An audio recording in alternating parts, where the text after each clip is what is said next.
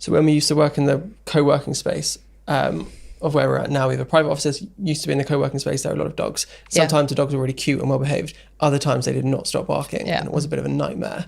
It's the idea of like, you know, super office friendly, tons of dogs coming in. It's like doggy daycare more than work. But then you also, you know, the emphasis is on the human to train their dog so that it's okay for it to come into the office. I don't think you can just go, oh, I have a dog and a dog friendly office, so automatically I'm going to bring my dog in. Like, there's a lot of training and preparation you have to do for that to be possible. So I saw that you offer 45 days of holiday, which I think is wild. Before I ask you about that, I want to reflect on a piece of advice given to me by someone who was brilliant. But it was when I first looked to hire somebody for the first time at WOW.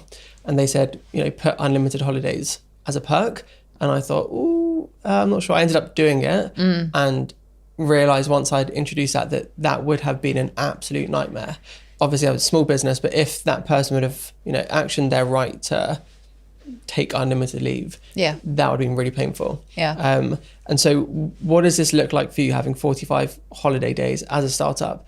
Surely if people take that amount of time, there's a real, you know, negative implication for the business and for the productivity. Not really. So the reason that we went with the 45 days, that does include bank holidays as well, was because unlimited holiday, there's loads of research that's been done on it. People actually take way less holiday than they should.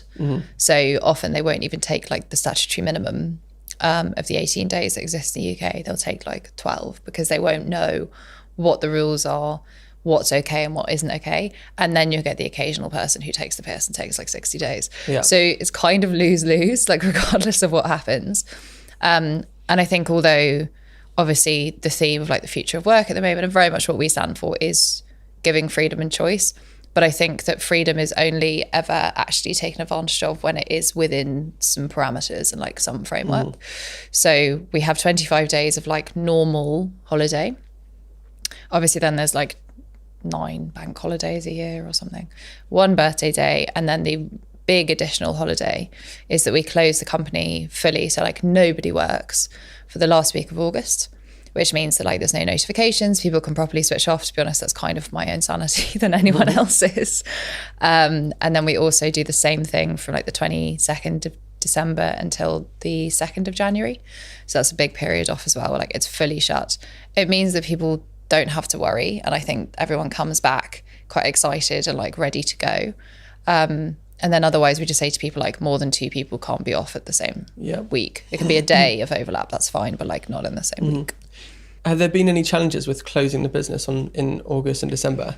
They're naturally such quiet periods anyway. Like who actually does any work between Christmas and New Year? Like I don't think anyone does. And the last week of August in our industry, it's school holidays.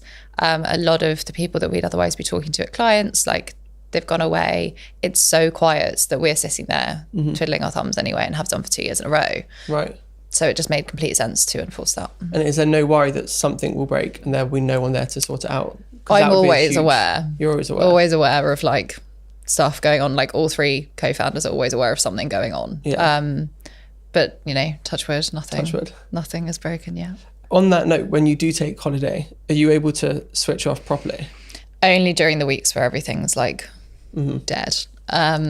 We went to Cape Town in March and we're on Slack for like most of the time. Oh no, that's painful. Because it's just like conversations and back and forth. And I'm sure if we did completely leave, everything would be fine. It's just sometimes it's quicker and makes more sense for us to just be on hand. And you're still traveling, having a nice time, you know, go for a swim in the sea and going to the pub and stuff. But like it's not total switching off time, which is why those 2 weeks of the rest of the year are really important. What are some of your main learnings since you started Flexa? Everything. I don't think I've ever learned more in this space of time. I think probably one of the biggest learnings is that you don't realise how much other people's opinions really affect you. And everyone, when you're starting a business, I'm sure you've had the same thing. Like everyone has an opinion about what you should or shouldn't be doing and how it's so risky and how they want to tell you what to do. And I definitely got to the point, I would say this, like my piece of advice to other people is like ignore everyone's advice until everyone's telling you the same thing, because otherwise it's so easy to get distracted. And as you said about earlier on, and we'll probably talk about it in a minute, about unlimited holiday, like somebody will tell you to do something and then you realize it's not the right thing to do. And like, I don't know, there are other things that we were told about fundraising and like the right way to do it and what we should actually be doing with our business in terms of monetization. But these are people that had no idea. They just wanted their opinion to be heard. And people love their opinions to be heard. Like it's like such a natural human thing to want to happen. It's really difficult figuring out what is good advice and what is bad advice. Something that I've noticed is that everyone has such a huge bias to how they did it and how they became successful. Yep. And people want their opinions heard, as you said. So somebody could give a really solid piece of advice, but just the context of their business and, what the business world or what that specific industry was like at the time is now completely different to what it is. So it really has very little relevance. Yeah, but people don't realise the subjectivity of their own opinions. And that's always the problem. What do you do when people give you unsolicited advice? It depends if I'm in person or not. If someone gives unsolicited advice and it's not in person, I kind of just tend to ignore it and reply politely. Right. If it's in person, you just smile and nod. So no promises, no great ideas. Just Like I don't really. I used to be very polite about it and listen and be like, yeah, great idea, or definitely bear it in mind. But then you're setting people's expectations up as well, where they're like, oh, did you ever go anywhere with that? Did anything ever happen? And you're like, no, because I completely ignored you. Yeah. It's difficult because you want to be, as a human, you want to be liked. And as you said, I definitely felt that as well. It's only now I'm coming to the terms with, well, I have done for a while, but what my actual role within the business is. And I'm not there to be liked by everyone. It doesn't make sense for me. It doesn't make sense for the careers of people working at the business as well. Yeah, but that's a really hard thing to come to terms with, I think. Like, I definitely spent a long time thinking, oh no, you need to be liked. Like, you need positive reception from people. But as you say, it's not necessarily the best thing for you or the business or the people around you. But I think that coming to terms with that and like other people's reactions to that can be quite tough to deal with. And like, I've definitely noticed that people expect women to be nicer. They expect you to be warm and friendly and smiley and gentle. And as a founder, like, you can't always be like that. And I've definitely never been like that. But I think I've become more unafraid of, as you said, like being disliked. But it's very interesting. Often I talk to people, and if you do push back gently, like still politely, about things, like the words that are always used, and I doubt that they would ever be used for a man, are cold and aggressive. And they're two words that just like stick with me all the time. It's like, would you ever call a man cold? No, that's like a weird word to use. And would you ever see a man as aggressive, unless he was being like really aggressive, like, you know, trying to pin you up against the wall or something? It would be assertive. And it's very interesting seeing how people react to that. Do any particular anecdotes or stories come up when you think about that? Just like negotiations, a particularly big one, like an investment. I think some people are quite, particularly men, uncomfortable with negotiating with a woman who will push back. And I've definitely had some very frustrating situations. Like what? Any of the juice that you can share? Not really. No, actually, no. They're for the ones that didn't invest in us, and actually generally our investors are brilliant. Really can't criticize them. But we had in like early stage fundraising conversations, and like I now lead fundraising, so it's just me on the calls. But it used to be that Maurice and I would be on the call together. I think there's lots of reasons that doesn't work. Like, people like to feel like rapport with one person, not two on a call. I think also what we started to find was that if it was both of us on the call, people would start to defer to Maurice even when I was answering questions. Right.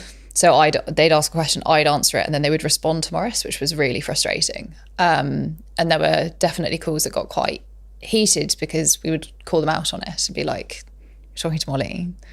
Why are you asking Maurice this question?" And they'll also ask women very like risk-based and like defensive questions about like, but what about this? Like, what if this problem occurs? Whereas, and you see it in these calls, like they'll ask men like opportunity-based questions, like how big can this be? Like talk about where your growth is going to come from. And one of those kind of shuts the conversation down if it's all risk and problem-based, and one opens the conversation up. And so it's very difficult to navigate around that. And I think always the trouble is that people want, when you try and explain this and like the difference in treatment, I think naturally people want to hear anecdotes that they can relate to, because everyone loves a story. Like, it's easy to relate to stories. Like, marketing is based on stories. People's understanding is based on stories. But very often, I think, experience as a female founder, it's like constant microaggressions that like you can't turn into this really interesting story or anecdote. It's just like, I'm spoken to differently, different words are used towards me. And it's really, really hard to bring that out. But obviously then if you put that in with data and like the shocking data that exists around funding female founders, minority founders, it's horrendous. This reminds me of the conversation I had with Sophie Barron on the podcast. So she founded Mama Made with her husband, Ian Barron. Yeah. And she would recount times when investors would just move her from CCC, drop her from CC in an email when she was leading the email. Yep. If that was me, I would be so fuming. Yeah. I'd be so fuming. Yep, that's happened. Times where like I'm just not addressed in emails, that kind of thing. We've had also on the couple thing, we've had investors like refuse to even look at the pitch deck because we're a couple, which is just amazing. Like there's just people just have so much internal bias about the world and about people around them.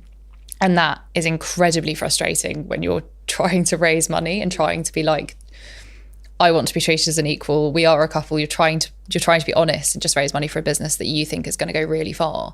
But people look into like your gender, your marital status, you know, how you come across, your race in so many cases, like even your sexual orientation. I'm sure like it's horrendous. It really, really needs fixing. Are you positive about this changing in the future? So you're on your third raise now. So you've been through the process a few times. Have you noticed any small improvements along the way, or is it way too small a time span? I think it's too small a time span. Like the change that I've noticed has been because we made a big change. Right.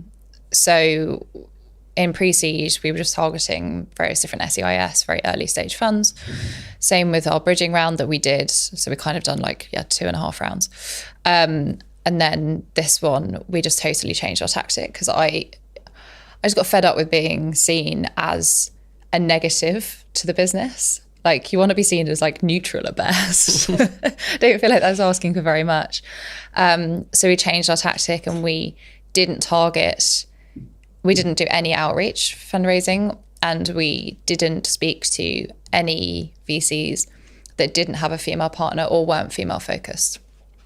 All of a sudden, we raised the round very quickly. Brilliant. Reception is completely different. And now we have more women on our cap table for this round than men, which is like unheard of.